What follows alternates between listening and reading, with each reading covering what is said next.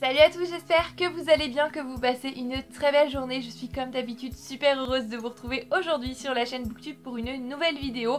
Comme vous l'avez sûrement vu au titre et comme je l'ai annoncé dans la dernière vidéo sortie il y a quelques jours je pense, aujourd'hui c'est une vidéo In My Library Bag spéciale bande dessinée et manga. Donc je m'excuse déjà par avance pour toutes les personnes qui sont sur cette vidéo qui ne lisent pas de bande dessinée, qui ne lisent pas de manga, puisque ça risque donc de ne pas forcément vous intéresser. Mais c'est vrai que la dernière fois que je suis allée à la médiathèque, j'ai surtout eu envie d'emprunter des bandes dessinées et des mangas, puisque comme je vous l'ai déjà dit, c'est le genre de choses que j'aime beaucoup emprunter à la médiathèque, puisque ça me permet de faire des découvertes face auxquelles je ne serais peut-être pas retournée forcément dans une librairie, et je n'achète que rarement des bandes dessinées et des mangas pour moi personnellement, puisque je trouve que c'est quand même assez cher. C'est une chose dans laquelle on va mettre un prix et que finalement on va lire qu'en 30 minutes, 1 heure. Donc voilà, ça me permet de découvrir. Si j'aime beaucoup, pourquoi pas ensuite les acheter pour moi. Ça, c'est l'avantage de la médiathèque. Et vous vous dites peut-être maintenant, d'accord, t'as emprunté des bandes dessinées et des mangas, mais pourquoi est-ce que t'as pas emprunté de romans? Et bien tout simplement puisque la pile à lire que je me suis concoctée pour le Bookmas, donc pour tout le mois de décembre, et je pense même que ça va s'étendre jusqu'à janvier parce que ce n'est absolument pas possible que je lise tout ça en un mois, est énorme. Voilà, que ce soit des livres papier que j'ai dans ma palle, mais surtout des e-books. On doit frôler la trentaine de livres, donc voilà, j'avais pas envie de reprendre en plus des livres à la médiathèque. Je veux vraiment me concentrer sur ceux que j'ai personnellement. Je tiens à faire une dernière petite parenthèse, si je vous assure c'est la dernière, après je vous montre tout de suite ce que j'ai emprunté, qui est que les bandes dessinées, les mangas que je vais vous présenter aujourd'hui, vous ne les retrouverez pas dans un update BD manga comme ça peut être le cas habituellement. Tout simplement puisque en décembre, au moment où vous verrez cette vidéo, ça commencera très prochainement, il y aura les Bookmas, dont je vous parlerai tous les jours de mes lectures un petit peu en direct. Donc je garde ces bandes dessinées et ces mangas précieusement pour le mois de décembre, donc je vous en parlerai dès que je les lirai. Voilà, on a fini les parenthèses, on a fini le blabla, on rentre tout de suite dans le vif du sujet et je commence avec les bandes dessinées. Ça fait à peu près 2 semaines que j'ai emprunté tous ces livres et avec le travail, j'ai pas eu le temps de les lire, j'ai pas eu le temps franchement de rouvrir le tiroir où ils étaient rangés, donc je les redécouvre aujourd'hui avec vous. La première bande dessinée que j'ai empruntée, c'est Tu mourras moins bête, le tome 2 de Marion Montaigne, Quoi de neuf Docteur Moustache, c'est paru aux éditions Ankama. J'avais eu un énorme coup de cœur pour le premier tome de Tu mourras moins bête. C'est une bande dessinée de vulgarisation scientifique, c'est drôle, c'est bien fait, c'est léger et en même temps on apprend plein de choses, c'est super instructif et j'ai hâte de lire ce deuxième tome qui est centré sur le monde médical. Le premier c'était sur le monde du cinéma il me semble, tous les effets spéciaux, toutes les choses qu'on voit au cinéma et qui ne seraient vraiment pas plausibles dans la réalité. Donc voilà, j'ai hâte de me plonger dans cette bande dessinée pour un bon petit moment, j'en suis sûre, plein d'humour et pendant lequel je vais apprendre plein de choses super intéressantes. La deuxième bande dessinée que j'ai empruntée, c'est celle-ci. C'est Raoul, c'est de Michel Van Zeveran.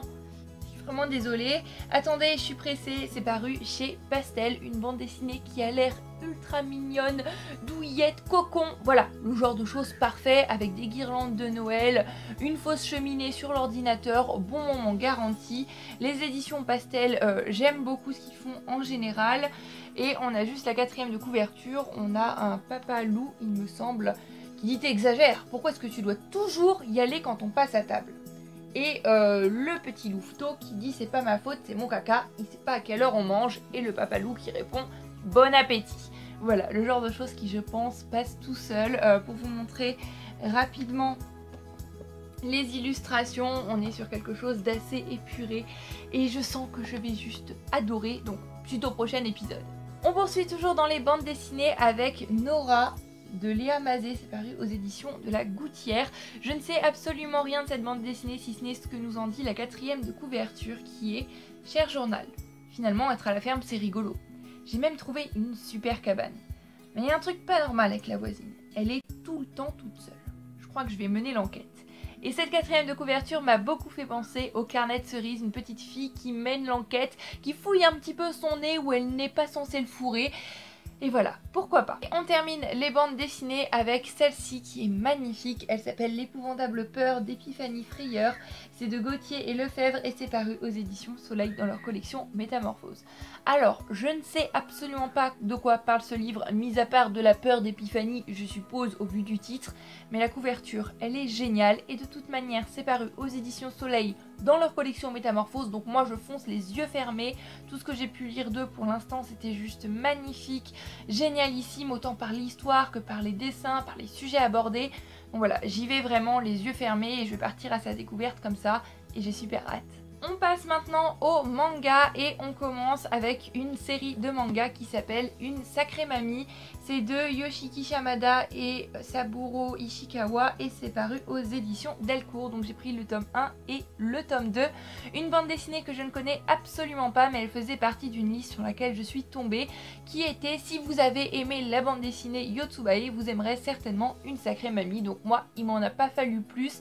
J'ai terminé tous les tomes de Yotsubae, je vous ai bassiné avec ça pendant des vidéos et des vidéos, mais c'est l'un de mes mangas préférés de tous les temps, c'est feel good et maintenant que je les ai terminés, ce côté un petit peu feel good va me manquer je pense, donc je vais partir à la découverte de celui-ci en espérant retrouver ça à travers ces pages. En tous les cas ça m'a l'air bien sympa.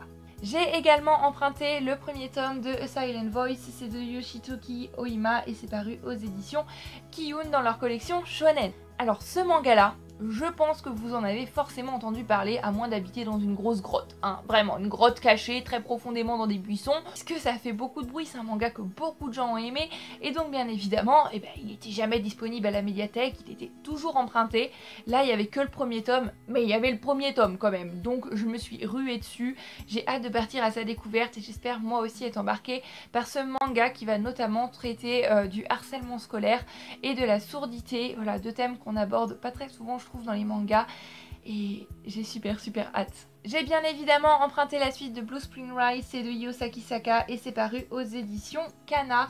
Donc j'ai emprunté le tome 7, le tome 8 et le tome 9. Ces couvertures sont sublimes. Je trouve qu'on a des couvertures de plus en plus belles au fil des tomes. Un petit shoujo avec des tomes tout petits à chaque fois, ça se lit tout seul. C'est mielleux à souhait, c'est vrai, parfois ça dégouline de sucre, de ce que vous voulez.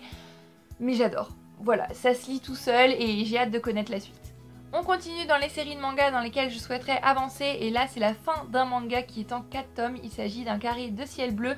Je vous en ai parlé dans mon dernier update BD manga, donc c'est de So et c'est paru aux éditions Doki Doki.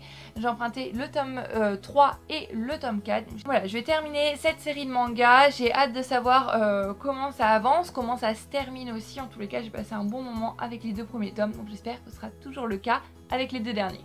Et dernier manga que j'ai emprunté, c'est le premier et le deuxième tome de Chocolat et Vanilla. C'est de Moyoko Hano et c'est paru aux éditions Kurokawa. Alors c'est une série de mangas que j'ai déjà lu, ça fait partie des premiers mangas que j'ai lus après Sakura il me semble. J'adorais vraiment Chocolat et Vanilla. Et j'ai oublié pas mal de choses de cette série de mangas. Halloween me semblait le moment propice, on n'est plus du tout en période d'Halloween, mais vraiment on a des sorcières, c'est ultra mignon. En période de Noël ça va passer tout aussi bien et voilà. Je pense que ça va être beaucoup de nostalgie et j'ai hâte de me replonger dans cette histoire, dans Chocolat et Vanilla et de me refaire toute la saga parce que c'était vraiment super top. J'en ai terminé pour cette vidéo In My Library Bag. Je pense que c'est l'une des vidéos In My Library Bag les plus courtes de la chaîne puisque finalement j'ai pas emprunté grand chose. Je l'ai dit plusieurs fois dans cette vidéo, je le redis encore une fois, bien évidemment j'ai hâte de lire chacun de ces livres puisque sinon je ne les aurais pas empruntés. Et ce que j'en ai pensé, eh bien vous le saurez dans les bookmas au moment où je les lirai. Pour ma part, en attendant la prochaine vidéo qui sera le premier bookmas de l'année 2017, je vous dis à tous à très bientôt. Je vous souhaite une très belle journée, nuit, soirée, quel que soit le moment auquel vous regardez cette vidéo. Bien évidemment, je vous fais plein de bisous et je vous souhaite de très beaux moments livresques. Bye bye!